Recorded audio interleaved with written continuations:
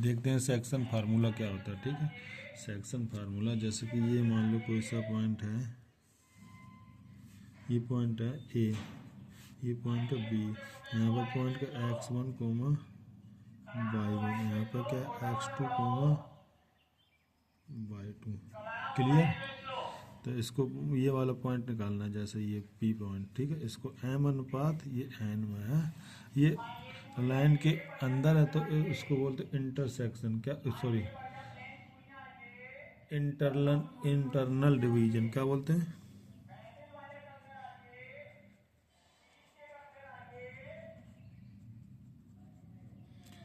नल division.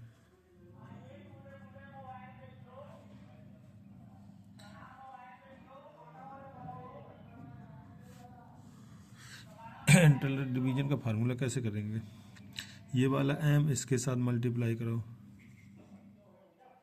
ये वाला n इसके साथ मल्टीप्लाई करो, ठीक क्या हो जाएगा, m(x2) p पॉइंट अगर लिखेंगे m(x2) प्लस x वाले पहले x आते हैं फिर y आते हैं, फिर m(x2) प्लस n(x1) अपॉन इनको जोड़ देते हैं, m पहले आया n बाद में आया, तो m पहले लिख लो n बाद में, इसी प्रकार अब की बार क्या m/2 आ जाएगा प्लस n/1 अपॉन m पहले आया प्लस n बाद में आया। ठीक है, ये तो इंटरनल डिवीजन आ जाए। अगर मान लो एक्सटर्नल डिवीजन होता है, जो बाहर बिंदु काटे लाइन के, मान लो इधर साइड, इस साइड चलो इधर ही बना लो, मान लो ये दो बिंदु हैं। ठीक है, ये A है ये B है, इसको x1 y1, इसको x2 y2, मान लो ये इधर वाला पॉइंट हमको ज्ञात करना है, ये वाला P। ठीक है, P है, ये A के साथ कितना कर रहा है, जैसे एक A और P के साथ M बना रहा है, तो A और P के साथ M बना लो, मतलब M डिवीजन हो रहा है, और B और P के साथ कितना हो रहा है N। ठीक, अगर इस वाले पॉइंट निकालने का तरीका क्या है, सेम जैसे इसमें जहाँ प्लस किया था वहाँ पर वहाँ माइनस आ जाएगा। कर लें इसको का external division, division.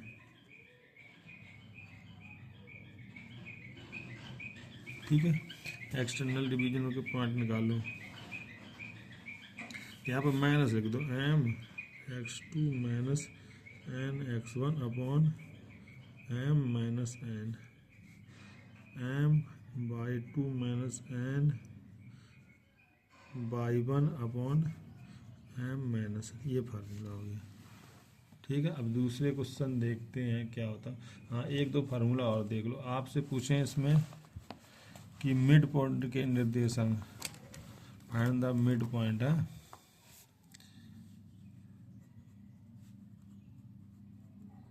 Mid point.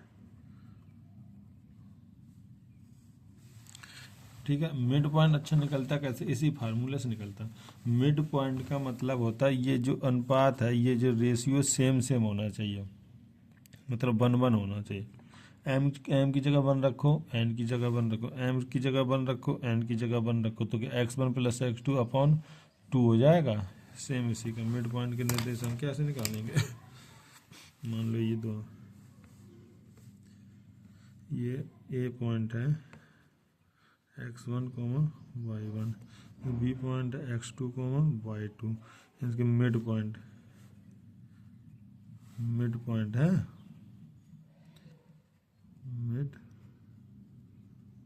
Point क्या होगा, x1 प्लस x2 अपॉन 2, इधर y1 प्लस y2 अपॉन 2, ये फार्मूला हो जाएगा। ठीक, मिड पॉइंट इंटरसेक्शन इन सेंटर और आएंगे, इसको एक इन सेंटर और देख लो केंद्र तक, एक सेकंड और भी देखते हैं। देखो सेंट्रॉइड क्या होता है, कोई पॉइंट A1 B1 और A B C दिए हैं, तो सेंट्रॉइड मतलब केंद्रक। ठीक है, इसका तो सिंपल फार्मूला होता है G, इसको डिनोट किससे करते हैं, G से। क्या क्या x1 plus x2 plus x3 upon 3, इसका y1 plus y2 plus y3 upon 3, ये फार्मूला होता है। क्लियर। देखते हैं ऑर्थो सेंटर कैसे बनता है ट्रायंगल में। देखो ट्रायंगल में कैसे बनता है, एक हम ऑर्थो सेंटर और परपेंडिकुलर इंटरसेक्शन। जैसे कोई पॉइंट ए है, शीर्ष है, इससे इस वाले पर, इस वाली साइड पर परपेंडिकुलर डाले तो कैसे आएगा, ऐसे ऐसे आएगा परपेंडिकुलर। ठीक, क्लियर। अब इससे इस वाले शीर्ष से इस वाले उस पर परपेंडिकुलर डालो तो उसको ऐसे ऐसे आएगा। ठीक है। अब मान लो इससे इस पे परपेंडिकुलर डाल तो कैसे आएगा ये।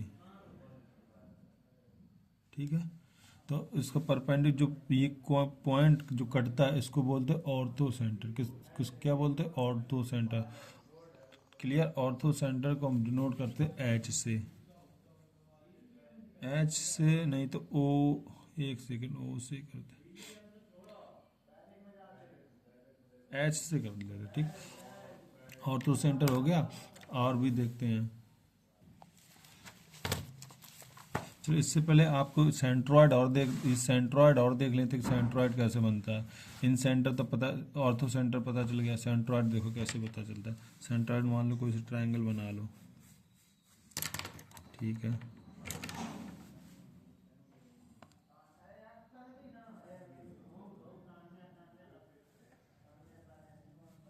मान लो ए हो, बी हो गया, सी। सेंट्रॉयड कहते हैं इसके मीडियन के इंटरसेक्शन, जिसका इसका मीडियन क्या इसके बीच में होता है, इसका मीडियन ऐसे ही तो जाएगा, इसका मीडियन इस वाली भुजा के बीच में, इसका मीडियन इस वाली भुजा के बीच में, जहाँ कट होता है उसको क्या बोलते हैं, सेंट्रॉयड। ये क्या मीडियन, क्या ये इसको 2:1 बोलते हैं, 2:1 है, ये मीडियन होती है। सेंट्रॉयड समझ गए, ऑर्थो सेंटर समझ गए। अब आते हैं इसको इन सेंटर। चलो अंतः केंद्र कैसे बनता है। मान लो कोई सा ट्रायंगल है,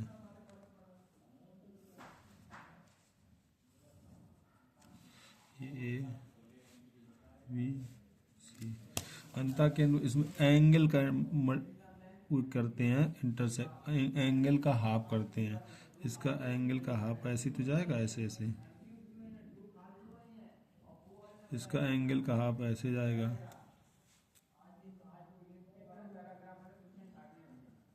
इसका एंगल का हाफ ऐसे जाता है। तो ये वाला जो पॉइंट होता है इसको बोलते हैं इन सेंटर। मतलब इन सेंटर का मतलब इसके अंदर सर्किल बनता है ऐसे ऐसे।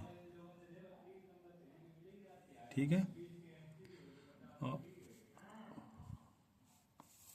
क्लियर।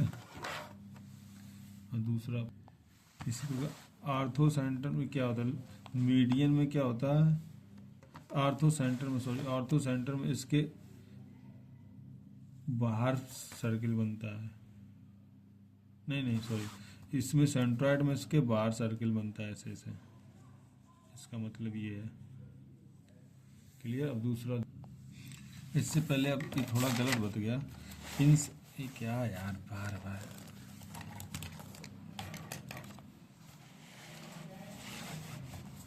देखो, सरकम सेंटर में ये बाहर नहीं बनता है, इन सेंटर में अंदर सर्किल बनता है। बाहर सर्किल किस में बनता है,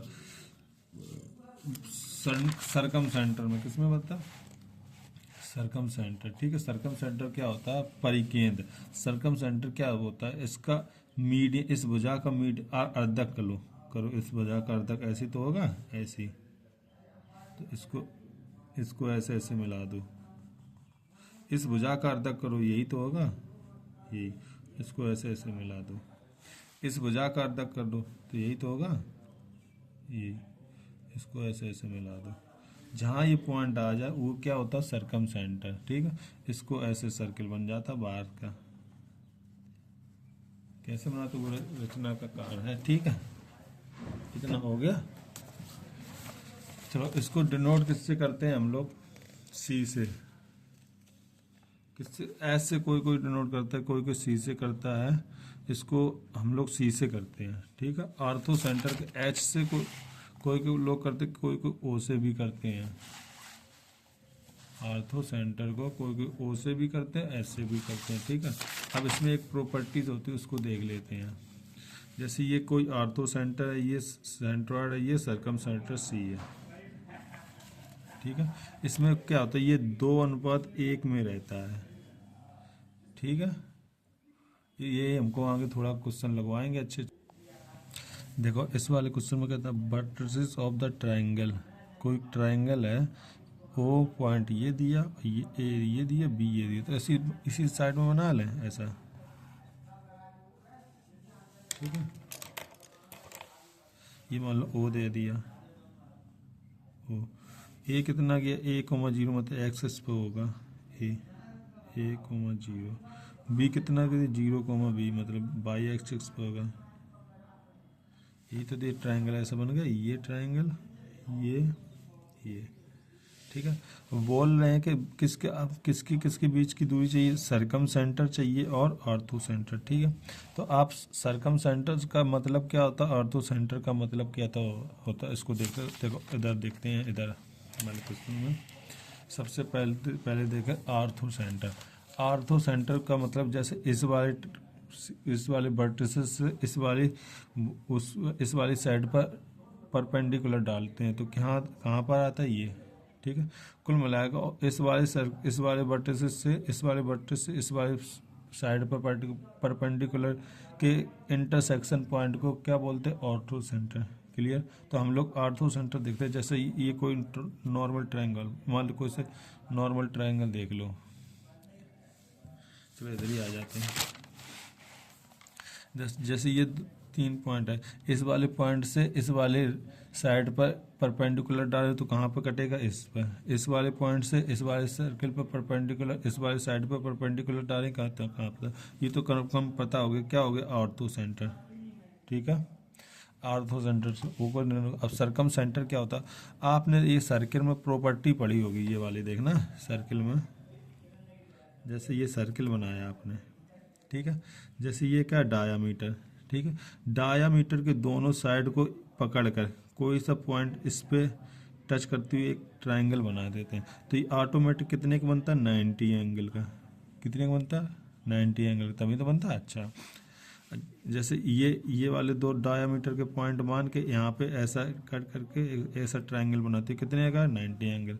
अच्छा, एक बात है आपने देखा है ना, सरकम सेंटर जो 90 एंगल जब बनाते हैं ना, तो इसका ये डायामीटर हो जाता है, डायामीटर का मिडी पॉइंट तो होता है, मिडी पॉइंट तो होता है इसका सरकम सेंटर, ठीक है। अब आप देखना, इससे ये वाला 90 एंगल, जैसे ये ट्रायंगल देख लो, कौन सा, ये इस वाले ट्रायंगल पर फोकस करो हम लोग, ठीक है। इस वाले पॉइंट से इस पे डाला, इस वाले पॉइंट से इस पे डाला, तो ये अगर 90 एंगल का बन रहा है तो इसका ऑटोमेटिक जो थर्ड जो साइड होगी वो मिड पॉइंट पर सरकम सेंटर कहलाएगा, ठीक है। अब देखो इसको अगर सरकम सेंटर बनाओ ऐसे ऐसे करके, सर्किल बनाओ ऐसे ऐसे करके, बन गया। इस वाले बटर से इस वाले ये 90 एंगल है, यहाँ पे बना, इससे यहाँ पे 90 एंगल, तो यही तो मिड पॉइंट हो गया। ये मिड पॉइंट क्या होगा, सरकम सेंटर। सरकम सेंटर इसका मिड पॉइंट निकालो, 0 + A/2, इसका B/2, यही तो आ गया। अब हमको इसके बीच की दूरी निकालनी है, तो निकाल लो पॉइंट से बीच की दूरी D।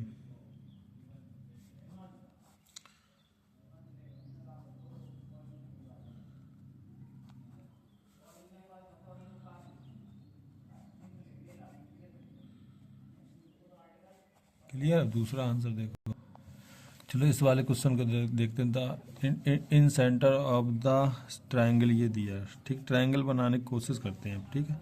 ये ऐसा बना लो, ऐसे ये कर 0,0, ठीक है। 2,0 यहाँ, तो 1 2 2, यहाँ 0 होगा। ये का 1,3 मतलब 1 इधर 3 इधर कहीं होगा, 1 से इतना इधर कहीं मान लो, ठीक है। ये वाला ट्रायंगल बन गया 1,3। तो यहाँ से आपको इतना तो पता चल गया, क्या बोल रहा है कि इन सेंटर ऑफ ट्रायंगल। एक चीज़ याद रखना, इन सेंटर और ऑर्थो सेंटर, ये जितने भी सेंटर होते हैं, अगर इक्विलेटरल ट्रायंगल बन रहा है तो सारे सेम होते हैं। Centre, centroid, orthocentre, circumcentre, अगर इक्विलेटर ट्रायंगल होता है तो उसका सेम ही पॉइंट होता है, तीनों चारों पांचों का, ठीक है। पहले देखते हैं इक्विलेटर बनता कितने, ये इनके बीच की दूरी कितनी, 2। इनके बीच की दूरी हम लोग पर उससे निकालने को पाइथागोरस से 2, इनके बीच की दूरी कितनी 2। ये इक्विलेटरल ट्रायंगल बन रहा है। अगर इक्विलेटरल ट्रायंगल बनता तो आर्थो सेंटर निकालो, चाहे सर्कम सेंटर निकालो, चाहे कोई सा भी सेंटर निकालो, हमेशा मिड पॉइंट में आता है इसके, ठीक है। तो मिड पॉइंट का कैसे हम निकालते हैं, केंद्रक का, केंद्रक मतलब सेंट्रॉयड, सेंट्रॉयड का सीधा निकाल लो। क्या होता है x1 plus x2 plus x3 upon 3।